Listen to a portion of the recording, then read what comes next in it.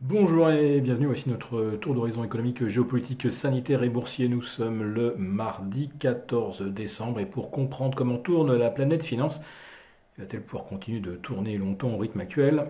C'est sur la bourse au quotidien et nulle part ailleurs et l'épisode du jour s'intitulera Dans 24 heures, vous serez désactivé.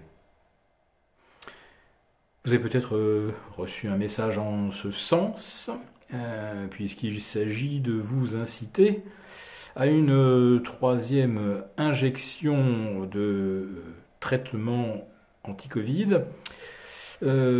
Cet avertissement concerne pour l'instant 400 000 personnes. Ce sera rapidement plus de 4 millions d'ici fin janvier et peut-être 10 millions d'ici le mois de février. Et donc pour la première fois dans l'histoire de notre beau pays, des citoyens vont voir un pass, c'est-à-dire une autorisation d'accès, donc ça n'offre aucune prestation, c'est juste une autorisation, vont se trouver donc désactivés d'un simple clic de souris. On tremble à l'idée de ce que un pass, quel qu'il soit, sanitaire, climatique, voire pourquoi pas un jour politique, imaginez que tout ce qui est activé au travers de la production d'un QR code puisse être désactivé, comme ça, du jour au lendemain. Vous pourriez par exemple voir désactiver la fonction achat d'un billet d'avion, achat d'un billet de train ou d'une croisière en bateau, car c'est extrêmement polluant. Vous pourriez également voir votre capacité de faire un troisième plein de diesel désactivé, si c'est pour un motif autre que vous rendre à votre travail. Vous ne pourriez plus partir en vacances avec un diesel, on désactiverait votre passe climatique, car vous auriez excédé votre quota. Bon, je ne vais pas développer parce que vous êtes capable de le faire par vous-même, mais n'empêche que si 400 000 Français demain se trouvent avec un pass désactivé, bien ce sont des gens qui n'iront pas au restaurant, qui n'iront pas au théâtre, voir un spectacle.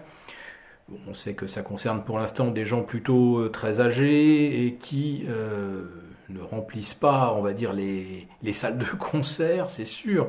Mais on va très rapidement désactiver aussi des Français qui sont des consommateurs. Et on va revenir au même problème que lors des confinements, c'est-à-dire que vous allez voir la fréquentation des restaurants baisser de plus en plus, la fréquentation des agences de voyage baisser également, puisqu'on ne peut aller nulle part sans passe.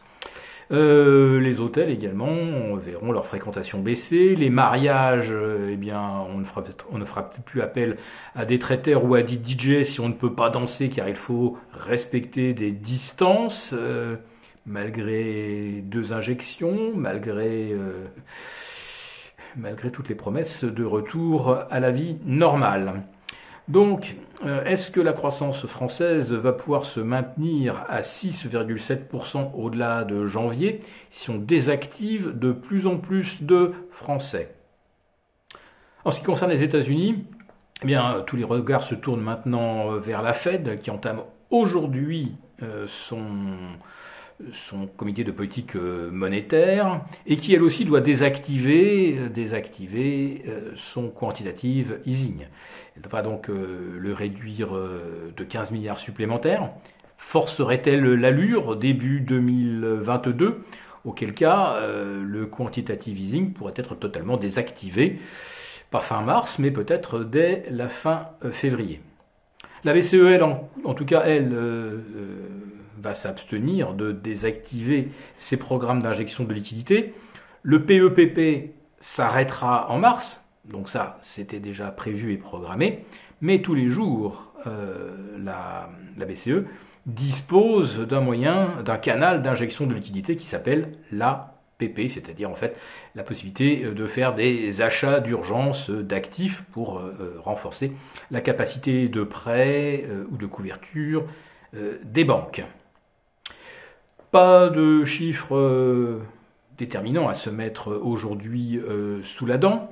Donc on regarde un petit peu les marchés obligataires parce que c'est très instructif de les voir évoluer sans qu'il y ait le moindre stimulus. Autrement dit, on voit vraiment, comme on dit, ce qu'ils ont dans le ventre, puisqu'il n'y a pas quoi que ce soit pour parasiter en quelque sorte leur mouvement naturel. Et ce mouvement naturel est bien à la détente avec des taux longs américains à 1,44. Autrement dit, le message est que ce que la Fed va annoncer demain, les marchés l'ont déjà intégré, prédigéré. On est parti sur une hypothèse de 3 hausses de taux en 2022. Ce qui pourrait changer la donne, c'est si demain soir, Jérôme Powell indiquait que faudra peut-être se préoccuper de combattre l'inflation sans trop tarder, ce qui signifie que la première hausse de taux pourrait être avancée par exemple au mois de juin, et que dans ce cas, il faudrait peut-être anticiper 4 hausses de taux sur 2022. Mais, d'un point de vue tactique, la Fed ne va pas annoncer ça à 3 jours, même pas, à 2 jours de la séance des 4 sorcières, car l'enjeu, c'est quand même de permettre aux indices boursiers de clôturer au plus haut. Et donc, après un lundi un peu décevant, on pourrait quand même avoir un sursaut des indices d'ici jeudi. Les 2 prochaines séances pourraient donc être placées sous le signe des habillages de bilan et d'un retour vers les sommets, sauf évidemment soudain cataclysme, super tornade, etc., qui jouerait le rôle d'un signe noir. Mais sincèrement, on ne voit pas trop aujourd'hui l'intérêt de la Fed à plomber le moral des marchés et de Wall Street à 48 heures des 4 sorcières. Si cette vidéo vous a plu, n'hésitez pas à nous mettre un pouce. On vous retrouve demain pour la prochaine quotidienne.